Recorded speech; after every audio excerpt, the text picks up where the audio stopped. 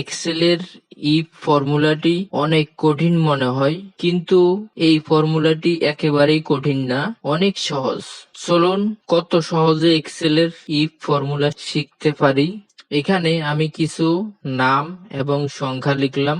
এখানে ফাংশনটি শুরু করি ইকুয়াল ইফ ফার্স্ট ব্র্যাকেট, এখানে প্রথম যে সংখ্যাটি থাকবে তার উপরে ক্লিক, দেন এখানে আমি গ্রেটার দেন দিলাম, মানে আমি বুঝাইতে চাচ্ছি যে আমার এই ঘরে যে সংখ্যা থাকবে সেটা যদি 20-এর বেশি হয় তখন কি হবে, কমা, ইনভাইটেড কমা, কোনো কিছু নির্দিষ্ট করে বুঝালে সেখানে ইনভাইটেড কমা দিতে হয়। আমি বলবো 20-এর এই ঘরে যদি 20 সংখ্যার বেশি থাকে, মানে 20-এর বেশি বলতে 21, 22 এভাবে যদি বেশি থাকে, 20-এর বেশি, তো সেখানে হবে ইয়েস, আবার ইনভার্টেড কমা দিব।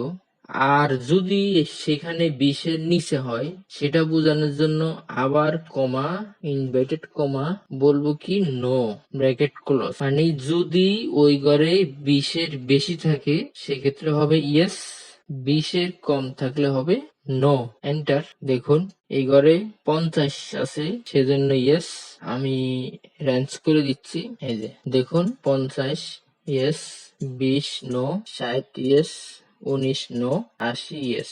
এখন এই ফর্মুলাটি আমরা একটু এডিট করে দিই। এখানে আমি যে দিলাম 20-এর বেশি, এখানে যদি আমি ইকুয়াল দিয়া দিই, এখন বুঝালাম কি, যদি 20-এর বেশি অথবা 20 হয় সেই ক্ষেত্রে ইয়েস, 20-এর কম হলে নো হবে, এন্টার। এখন দেখুন আবার রেঞ্জ করে দিচ্ছি, এই যে এখানে 20 হলে আমি দিছিলাম কি ইয়েস। আবার সংখ্যাটি যদি আমরা এখানে লজিকটি যদি চেঞ্জ করে গ্রেটার দেন এর পরিবর্তে লেস দেন ব্যবহার করি, সেই ক্ষেত্রে এখন বলবো কি 20 অথবা তার কম হলে ইয়েস, আর এর বেশি হলে নো হবে, এন্টার। দেখুন রেজাল্টটি চেঞ্জ হলো।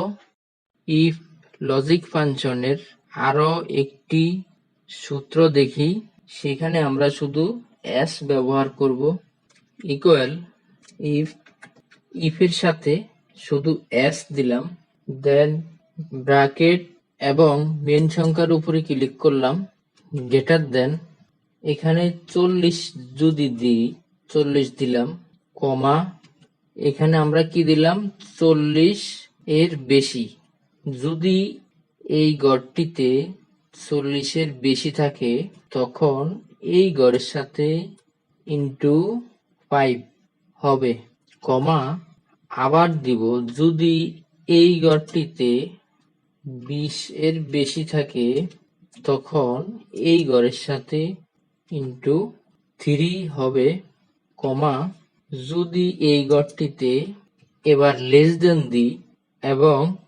ইকুয়াল ফাংশনটিও দিলাম, 20-এর কম অথবা 20 হয় সেক্ষেত্রে এই ঘরের সাথে তখন এখানে 0 হবে, এন্টার।